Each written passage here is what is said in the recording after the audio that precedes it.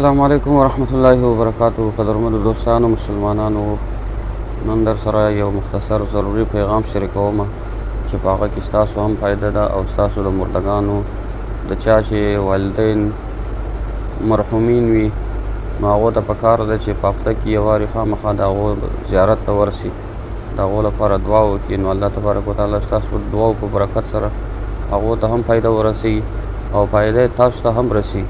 بیا یو مختصر کلیپ د یو مفتي صاحب در سره شریکوم.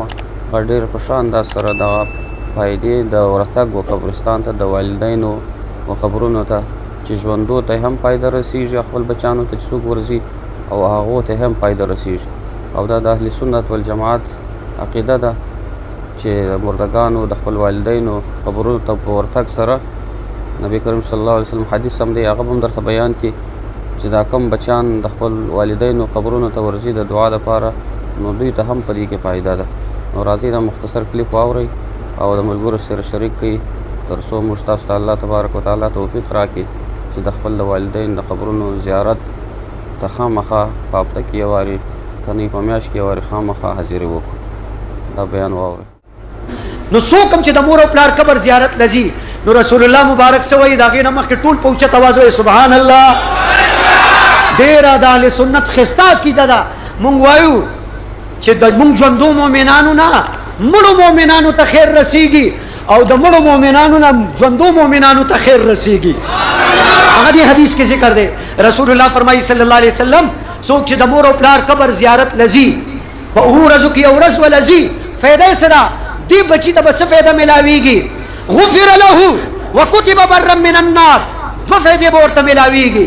یوه فایده دا ده چې دا بچی په اوو ورځو کې د مور او پلار قبر لځي. ځئ به که نه انشاءالله خپل مور او پلار قبر لمځئ او د مولانا سردار ګل صاحب قبر لمځئ ښه، ځکه چې هغه ستاسو سره ډېر خدمات دي. پوهېږئ په خبره باندې ستاسو غم خادي پې ښایسته وه، ډېر دروند سړی و. پوهېږئ په خبره باندې نو حق خو یې در باندې شته. نو رسول الله فرمایي صلی الله علیه وسلم دوه فایدې به دې بچي ته میلاویږي. نمبر 1 غفر له، د دې مور او پلار د قبر د زیارت د وجې نه به الله دا بچی بخي. ګوره مور پلار مړه دي او بچی قبر لځي نو ګوره د قبر د تګ نه د مور او پلار نه ورته څه خیر میلاویږي؟ الله ورته څه نصیب کوي؟ بخنه. زه عموما یو خبره کوم، لون د خدایه څه غواړي؟ له ټولو یې څه غواړي؟ مونږ ګناهګار ته څه غواړو؟ بخنه. او بس په دې مو بخي که نه مور او پلار قبر له به ځو که نه انشاءالله. یوه فایده. دویمه فایده وکتب برا من النار.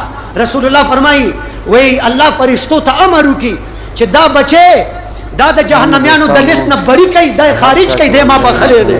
د دنیا څخه تللي وي نو هغو ته پکار ده چې رابطه ورسره وساتي، په هفته کې په میاشت کې یو وارې خامخا د هغو خبرونو ته حاضري وکړي او هغو لپاره دعا وغواړي. نو د اولاد د مور پلار لپاره صدقه جاریه ګرځي، د مرګ نه وروسته فایده یې ورته رسي. هغه دغه فایده چې یو دعا ورته وکړي او قبر ته ورسي، یو صدقه په خیرات پسې وکړي او قبر ته ورسي او تلاوت ورته وکړي نو دغه فایده یې ده چې دا فایده ور ورسېږي. نو انشاءالله چې نبي کریم صلی الله علیه وسلم حدیث چې ده ته به هم فایده ورسي هغه دا چې الله تبارک وتعالی به ده ته بخشش کوي او بل دا چې د جهنم د اور څخه خلاصي ور نصیب کوي د دوی په برکت سره. نو موږ تاسو ته پکار ده محترم دوستانو چې د خپل والدینو یا خپل د رشته دارانو قبرونو ته خامخا حاضري وکړو او د هغو لپاره دعا وکړو او خپله هم فایده واخلو.